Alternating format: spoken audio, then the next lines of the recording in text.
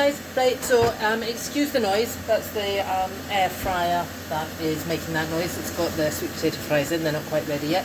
It's been 15 minutes. Everything seems to take 15 minutes. The occasional 20 minutes, but most things 15 minutes for some reason. So I'm going to take them out of the oven, and they are looking fab. The burger's looking good as well. They've been in for the same amount of time because they were quite thick. They've actually got cheese, like a Baby Bell cheese, in the middle of the burger. So when you cut it open, you get this ridgy cheese comes out. It's delicious. So here we go. Be careful, oven's going to be hot. Okay, stand back. What do we think, guys? They are probably slightly big. The burgers in, they can take another couple of minutes. They probably are a bit big, actually, if the truth be told. So I would probably go for the next cutter down. So not the biggest one, I would go for the next one, and you'll get probably, 6, 8 out of it, maybe. I would do that amount, okay? What I'm going to do is we're going to have them with the burgers tonight, and then I'm going to lift them off. I'm going to sit them on a cooling rack. But what I like to do, let me just try and lift them, they are hot, is to turn it upside down to do it, okay? And it just lets some of the moisture go from them. It's just something that I like to do, okay? And they're all sliding about on the tray. They're all going to be fine. There's that little baby one. Martin will no doubt have that shortly, okay? They're fighting for it, okay? And I'll use them up. Probably use them for packed lunch tomorrow. What I've got left I'll pop in the freezer. I've actually got another 2 burgers that I put in the fridge for tomorrow, so I might even do 2 for tonight, 2 for tomorrow, 1 for lunch, and a little spare one for trying for quality control. Okay, so enjoy your focaccias, whatever you do with them, whether you do them as a big tray or do them as the rolls. Split them open, stuff them with salad and cold meat. They're absolutely delicious. But enjoy them anyway. It's a great treat and so easy to do.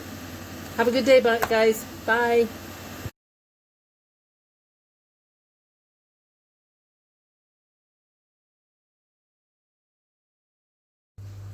Hi guys, hope everybody's okay today. The weather's not quite so nice today. It was it started off a bit rainy. The sun did come out, but the rain's come back again. So I'll tell you what I'm going to do. I'm going to make some focaccia bread. I was making beef burgers for dinner. We're going to have cheese stuffed beef burgers, homemade for dinner. And I didn't have enough rolls. I thought I had 2 rolls in the freezer and I don't. So I thought I'll make some focaccia bread, and I'll make it into rolls. That means then that we can have the burgers in some, and Martin can have some for his lunch tomorrow, and then I can always pop the rest of them in the freezer. I'm not sure how many it'll make, so we'll see. We'll work it out as we go along. Okay, sometimes that's how I work it. We don't need to know exactly how things are going to progress. We'll take it as it comes. Okay, so in here I've got some flour, I've got yeast, I've got salt, and I've got olive oil. I'll put the recipe at the beginning of the video, as I always do. But something that's quite important when you do this is that you don't put, the oil's actually gone in with the yeast, which is fine. But never put your yeast and your salt onto the same part. Put your yeast on one side of the bowl, or yeast on that side as I've got it, and salt on the other side. Salt will kill the yeast. So at the beginning, you don't want it to sit on it. If you put that on top of it, even as dried yeast, it will still react with it and it'll start to kill it, and then you won't get the rise that you want on your bread. Okay, so always have them separate from each other. So as I say, I've got flour, salt, yeast, olive oil, and then I've got 350 mils of warm water. And I always say when it's warm water, my hands are clean, see when you put it in, you just kind of go, oh, that's nice and warm. Okay, you don't want it too hot. You don't want to put your finger in and say that's burning, or you don't want it to feel chilled, because that's going to react with the yeast and start it working. Sometimes you can put your yeast in there with some sugar and keep it and start it off, but for this recipe it doesn't work like that. You put everything in the bowl, get your water, pour it all in. We might need to add a little bit more into it. That's 350 mils. We might need to add a little bit more. Okay, in with your hands. You're going to be using your hands anyway, so go straight in with your hands. You don't need a wooden spoon, and just start mixing it together. Okay, once it comes together as a dough, we're going to flip it out. We'll put a little bit of flour on the work surface, and we're just going to flip it out, and then we're going to knead it. and that's going to start stretching the gluten in the flour. Okay, so it's quite a soft sticky dough, softer than most, 450 in that, and that looks perfect to me. I say it's stretchy, sticky, but still manageable. Okay, let's get the flour out in a minute. There we go. Just some more strong flour. Move the jug. Just sprinkle it out onto the side. Okay. Flip the dough out. Left the bowl pretty clean. Okay.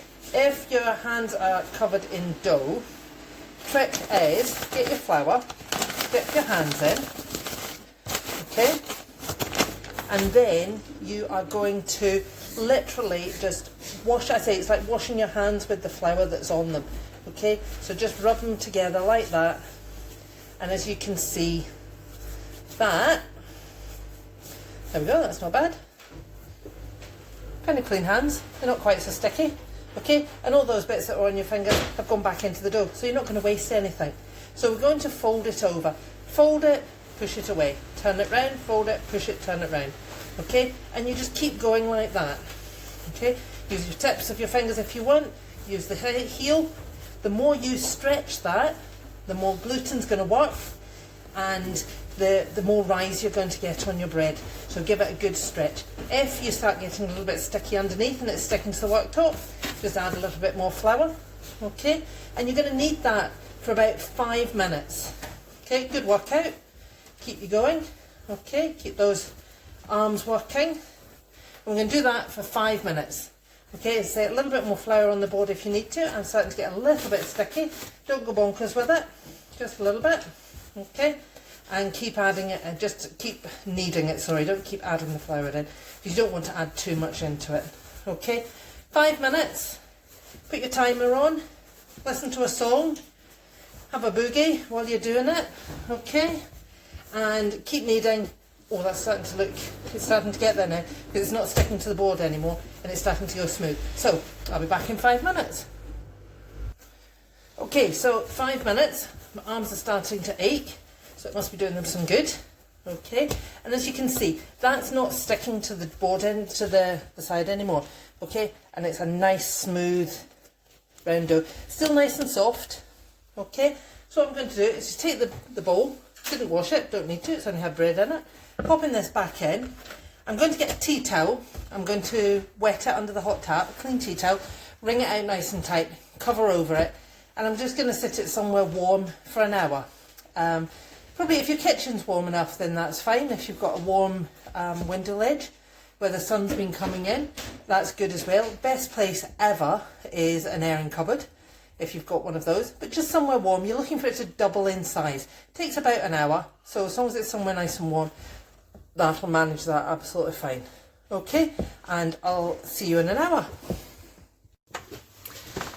Right, that's been an hour, and here's the dough here. So it's risen again, so it's doubled, basically, doubled in size, and we're ready. I'm going to roll it out so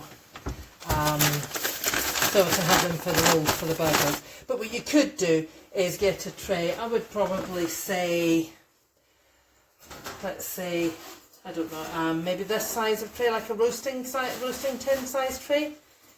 Maybe slightly smaller than that, I would think. If I was going to be doing it as an actual focaccia, I would probably use my baking tray, this one. What was it? It was 25 by... can't remember what it was now. Same size I used for the shortbread. You can see what size. Okay, put my hand on it, that kind of size. I would probably use 2 of those. Okay, but I'm not, so we're going to use big baking tray. I've oiled it, see it's nice and shiny. Put some oil on it, and I've got the biggest cutter out of the pack of cutters. I just buy them. I bought these ones that were in the pound shop, and it's got different sizes in it. And so that's the biggest one out of it. Okay, so we'll pop a little bit of flour, not too much. Don't want to start adding lots of flour to this now. Onto the side, and we will pull it out. There we go. Leave your bowl nice and clean. Still need to wash it, but nice and clean. Okay, and a little bit more flour so it doesn't stick. Okay, and I'm not going to start kneading this actually, I'm just going to pat it out very gently. Okay, and then I will use the cutter to cut it. Doing it that way means you're not stressing it out too much. It's not going to go all tight on you. It's going to be nice and loose and going to be easy to work with. Okay, I'll move that back a little bit so you can see better. There we go. So what is that? Oh, what, 2 fingers in depth, I think. Flat side of the cutter, not the frilly side. Okay, and we're just going to press down. Don't start twisting it round and what have you. It will make your bread go out of shape when you start to bake it. Just rip that part away now really carefully because it is so light and fluffy. Okay, and we'll start putting them on the tray. You could possibly go with the smaller size. These are going to be quite big for the burgers, but they will be perfect. They're going to rise up more than they'll spread out. They will spread out a little bit because of the softness of the dough, but they will just be ideal. Okay, so I'm going to leave a little bit of a space between them. I think I'm going to fit, what am I going to fit on here? Oh, that's stuck a little bit. Use the cutter just to cut it. There we go. If they go out of shape, just very carefully put them back into shape, okay? I think I'm going to fit 5 on here, and then I might just need to use the other one. You're going to knead this back together, just gently. Okay, just your odd bits because you want to use these up as well. Okay. I wondered what that was. It's a little bit of green. I'd chopped up some rosemary. I've got a nice rosemary plant that I've had for a week or 2 now. Bought it from the supermarket just to do some cooking with, and what I try and do is take the tops of the branches off, and if you keep it well watered, keep it on the, I just put it on a saucer and put some water in the saucer for it to soak it up, and if you keep it watered and in the sunshine or on the window ledge, then it starts to shoot out, and it'll shoot from the bottom, so it'll be a really nice thick plant, and it'll keep going for ages. It's so much cheaper than buying the stuff with the stem, you know, like the cut stuff. Okay, so do you know what? I've got 5 big ones and a little bit left, a little scabby bit there. So I'm just going to just make a little roll out of that. I'm sure that'll get eaten. Martin will have it eaten as soon as it comes out of the oven. Nice hot bread. Okay, so that's that last little bit. Just pop that on there. Right, so these are going to be nice big size. So there we go. 5 rolls and a little bit. So you could do smaller ones, and that would be that would keep going a little bit longer. So we're going to prove these again for half an hour. Okay, so here's the cloth that I had, so I can just use that again. Pop the lid, pop that on it. Prove it for half an hour. Maybe about 20 minutes into it. Turn the oven on. I think the oven needs to go on to maybe about 200. We're quite high oven for bread, so it's going to go on 200. I'll come back to you before they go into the oven because there is something else we need to do before they go into the oven, and I'll let you see what I'm doing then. Okay?